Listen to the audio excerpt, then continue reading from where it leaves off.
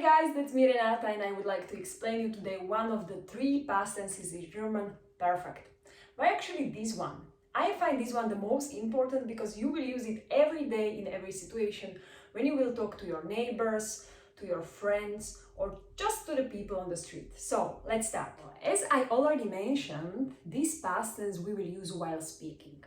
Probably you heard something about the second past tense in German language called Präteritum.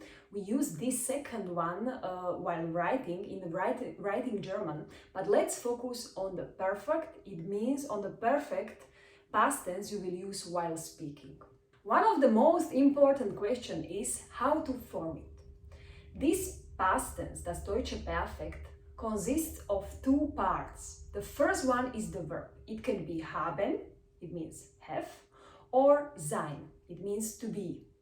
The second part of this past tense is past participle. But before I will explain you some more details about perfect, I would like to hear from you. How to conjugate haben? How to say I have, you have, he, she, it has. I will give you a couple of minutes to think about it. Okay, I hope you remember this and let's try it together. So, I have, ich habe. Du hast, you have. Er, sie, es hat. He, she, it has. Wir haben, we have. Ihr habt, you guys, plural, have. Sie haben. They have, you have, formal person. The second question to my students: how to conjugate, how to say the same thing with the verb sein, to be. How to say I am, you are, he, she, it is. Let's think about it. So, try it together. I am, ich bin. You are, du bist. He, she, it is. Er, sie, es ist. We are. Wir sind. You are, you guys, you are. Ihr seid. They are or you are a formal person. Sie sind. Amazing guys, it was a small revision. It means the past tense, German past tense we use while speaking, das deutsche Perfekt, consists of two parts, haben or sein, plus past participle. And I will explain you the second part. It's actually very easy. Let's take the verb kochen, to cook.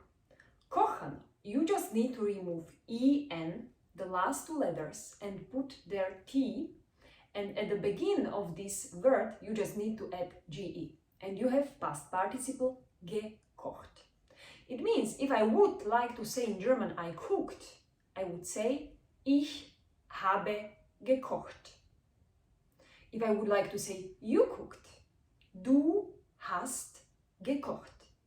This past participle, this ge form, I just call it ge because I don't like to use so much of linguistic terms to my students. It means this ge form needs to go always at the end of the German sentence. It means we don't care how long the German sentence is, just put it always at the end of the sentence. For example, yesterday I cooked a soup. Ich habe gestern eine Suppe gekocht. It means I cooked a soup yesterday. It's easy. At the beginning, I told you that we build this past tense either with the verb haben or sein. When to use the verb sein? We have three groups. It's very important to remember. The first group is change of place. It means all of movement verbs like fliegen, gehen, fahren, reisen. Instead of haben, you would use sein. For example, to travel, in German, reisen. I would like to say that, for example, I traveled a lot. Ich bin, because it change of place, ich bin viel gereist at the end of the sentence. It's the first group with sein. The second group is change of state. There is a couple of verbs. There is not so many of them, just a couple of them, but I would like to tell you 3 of them. Aufstehen, to wake up, einschlafen, to fall asleep, and sterben, to die. And the third group, which we form with sein instead of haben, are just 3 verbs: bleiben, to stay, werden, to become, sein, to be. So it means I explained you how to form the German past tense perfect, but it's not everything, because it would be just too easy, I would say.